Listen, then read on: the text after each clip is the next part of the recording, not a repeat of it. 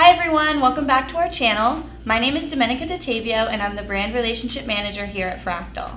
So today we're going to be meeting with Matt Meadows, an Account Manager, and Kip Wright, a Promotion Supervisor, to talk about sports content.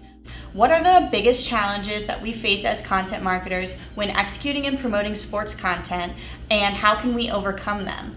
And we're also going to be walking through a client campaign that secured huge wins on NFL.com, CBS, and a variety of other top-tier sports publications. Thanks so much for joining us today, Matt and Kip, and welcome to the show. Thanks Domenica. We appreciate it. So today we're going to be talking about the challenges of producing and promoting sports content in a by-the-minute vertical and how you can overcome these challenges to produce huge wins for your clients. First, Matt, what would you say is the biggest challenge that comes when creating sports content? I think you put it really well with saying that it's a by-the-minute vertical. The main challenge that we've experienced after producing many different campaigns for various clients is basically that sports is a very timely thing. Promotions of sports is not easy because things happen on a day-to-day basis, and we have to find ways of creating content that can either fit within that time frame or be more evergreen so that it can be promoted over a long time frame. As content marketers, how do we overcome those barriers and break through the wall of noise? I think for sports content specifically, we have to make sure first that we're different from what's out there. So as you mentioned, there's a lot of noise, a lot of stories come out the next day based upon the latest statistics or what happened the night before. So when we're producing content, we have to make sure it's different. It's not just a regurgitation of the information that's already available. I think too, it also has to be relatable. So as an example, if we're writing a basketball story or a basketball related campaign, we need to figure out ways of getting fans engaged and making it relatable through making sure we're hitting every one of the teams in the league or concentrating on specific players. These are things that'll entice publishers to write about these things. And then the last thing would be that has to be, I think, emotional. So whether it's a funny, weird hook or something different that gets people excited, I definitely think there has to be some way of catching the publisher's attention so that they know this is something that could be beneficial for their readers, but that they'll also be excited to engage with it. So I'm thrilled to talk to you today because you both have deep experience in executing successful content campaigns in the sports vertical. Together, you've earned placements on USA Today, Fox Sports, AOL, NFL.com, and CBS for a widely successful viral content marketing campaign on behalf of our client fanatics. I'd love to hear what producing a winning sports content idea looks like. Can you walk us through that campaign? Sure. Absolutely. So the campaign was Most Attractive NFL Players. This was a really fun, weird, strange, crazy idea. And we knew that because we all felt that way about it, that it was going to be successful for us. The idea in and of itself kind of ticks the boxes previously mentioned. It's definitely an emotional idea. People get really excited by these things. It's very different from what's out there. While there may be certain lists, they're not based upon complex methodologies or surveys or things of that nature. And it's definitely relatable because we'll be able to go through and name different players from different teams, make different sorts of breakdowns and things like that.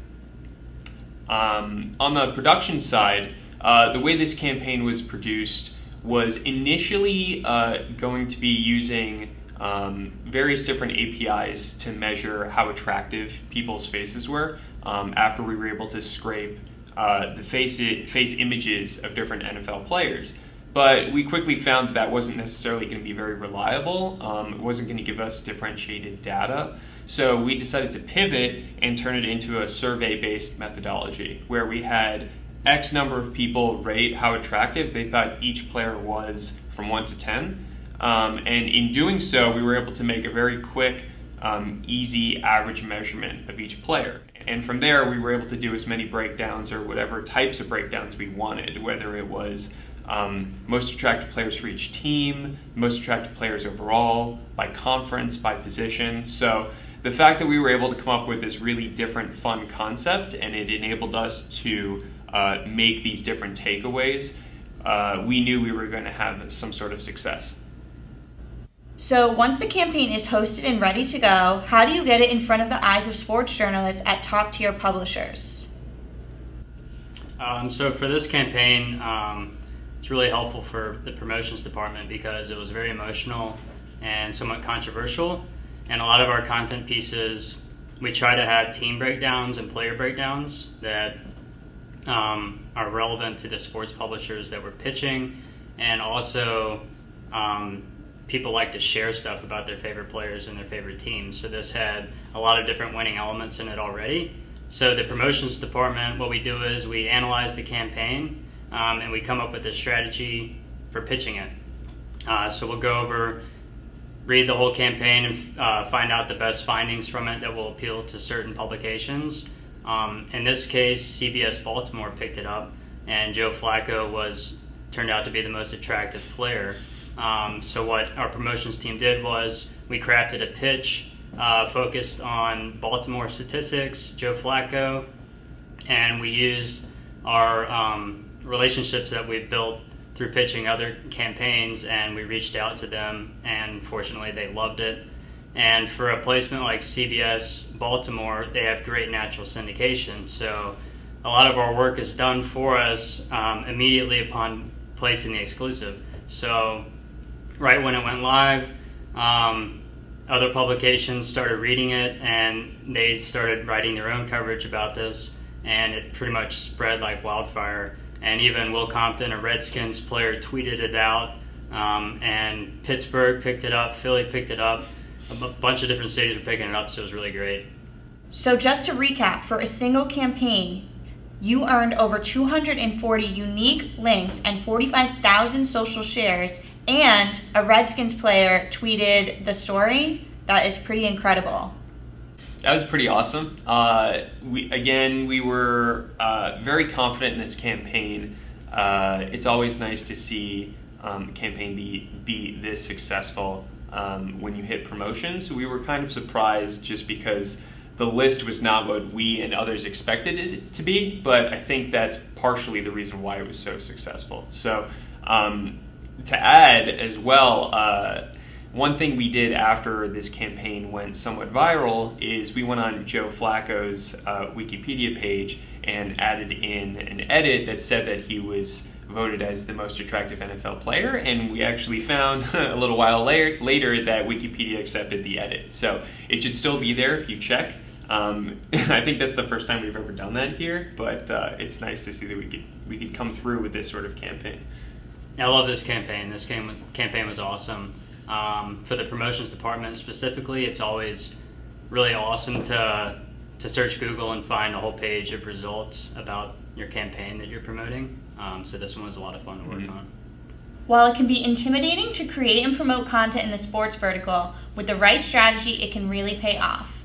Matt, Kip, thank you so much for taking the time to talk with me today. Thank you for having us. It's been great. So if you're still with me, thank you so much for taking the time to watch this video. As always, if you liked it, please feel free to give us a thumbs up and subscribe to our channel. And if you have any comments or questions, you can leave them in the comments below or reach out to me directly at domenica@fract.tl. Thanks for watching. Are we doing this? Yes. Right.